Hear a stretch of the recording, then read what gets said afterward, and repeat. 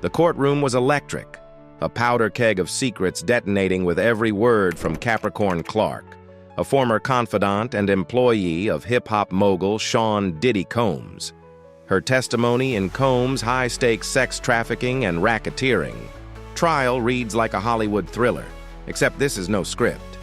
It's a chilling tale of guns, betrayal, and a vengeful mission to kill Kid Cudi, with Clark caught in the crosshairs of Combs' rage. Buckle up, because this story is a wild ride through the dark underbelly of fame, power, and obsession. The morning that shattered everything. It was December 2011, 5:30 a.m., when Clark's world turned upside down. Picture this. Los Angeles is still cloaked in pre-dawn shadows, and Clark, then Combs' global brand director, is jolted awake by a furious pounding at her door. Standing there is none other than Diddy himself. Music titan, fashion icon, and on this morning, a man unhinged. Clark described him pacing like a caged animal, dressed bizarrely in a white button-down shirt and business slacks ripped open at the crotch. In his waistband, a gun gleaming with menace. He was furious, Clark testified, her voice steady but haunted. Combs demanded, "Who is Scott?" Clark, playing dumb, replied, "I don't know a Scott." But Combs wasn't buying it. "Kid Cudi," he spat, his eyes burning with betrayal. Clark, a close friend of Combs' then-girlfriend Cassandra, Cassie Ventura, knew exactly what this was about. She'd helped Ventura hide her budding romance with singer Scott Mescudi, aka Kid Cudi, by securing a burner phone to keep their fling off Combs' radar. But the secret was out, and Combs was out for blood. "Get dressed," he barked, according to Clark. "We're going to go kill this and..." The target?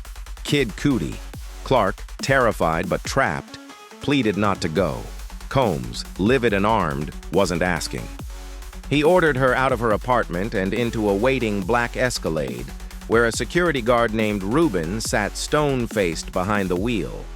What followed was a surreal, heart-pounding journey into the Hollywood Hills, straight to Cudi's doorstep. Break-in and a desperate warning. As Ruben drove, Clark's mind raced. She was a hostage in her boss's vendetta, a pawn in a deadly game. When they arrived at Cudi's house, Combs and Ruben allegedly stormed inside, leaving Clark in the car, her heart hammering. Cudi himself later testified that his home was broken into that December, his Christmas presents unwrapped, his dog locked behind a door, a bizarre, intrusive violation. Clark, seizing a moment of courage, dialed Ventura's burner phone. Ventura was with Cudi at the time, and Clark overheard his shocked voice. "He's in my house?" Clark's warning was urgent. "Don't let him come home. He's going to get himself killed." But Cudi, defiant or unaware, sped toward his house anyway. What unfolded next was straight out of a high-octane action flick. Cudi's car pulled. Up beside Combs' Escalade, their eyes locking for a fleeting moment before Cudi floored it, peeling away into the night.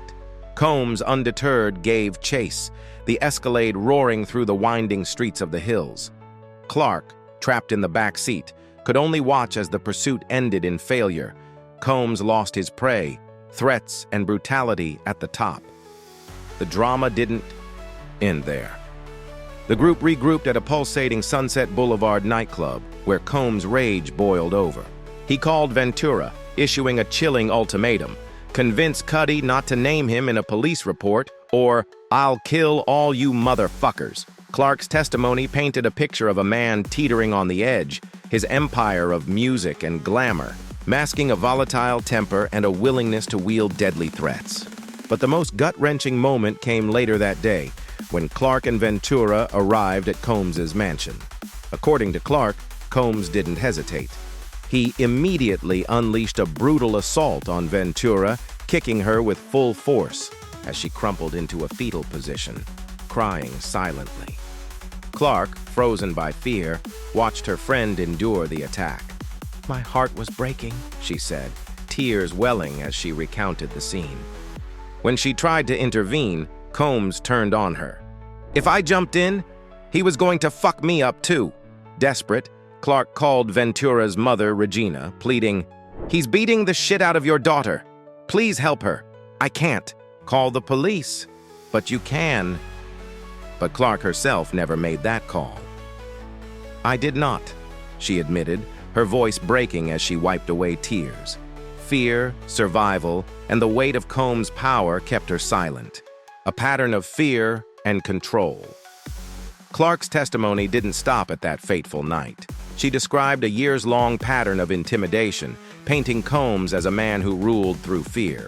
From 2004 to 2018, Clark worked for Combs in various roles: personal assistant, marketing exec, creative director for Ventura, each stint marred by threats. "He told me, 'I should kill you,'" Clark recalled. Another time, after her termination in 2012, he chillingly warned that he would make me kill myself. One particularly harrowing incident occurred in Miami when Clark, fed up, muttered, "I hate it here." Combs, enraged, allegedly charged at her, shoving her with open hands and barking, "You hate it here? Get the fuck out of my house!" Clark was fired multiple times, only to return when financial desperation left her no choice. After one termination, she lost her car, house, and health insurance, forcing her back into Combs' orbit despite the toxicity. Perhaps the most Kafkaesque episode involved a missing piece of rented jewelry during Clark's time as Combs' personal assistant, 2004-2006.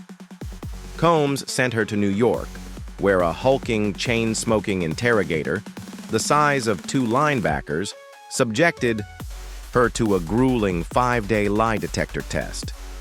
"If you fail this test, they're going to throw you in the East River," he warned. The results were inconclusive, but Clark was petrified, too scared to report the ordeal. "I was just trying to survive," she said, the aftermath and a trial that could end an empire. Clark reported the kidnapping, threats, and Ventura's assault to Harve Pierre, then president of Bad Boy Records, but he brushed it off. 5 months. Later, Clark was fired for an unrelated issue: unauthorized vacation time.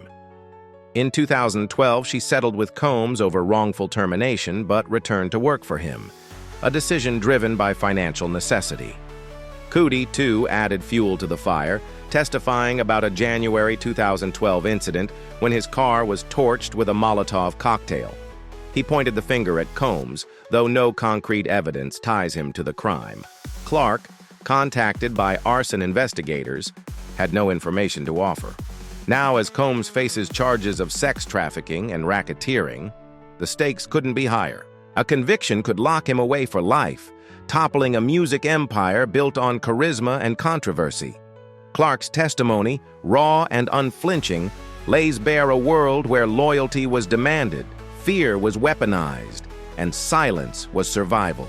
Did Combs's obsession with control spiral into a criminal underworld? Or is this a tale spun by a disgruntled former employee? The courtroom holds its breath as the truth unravels.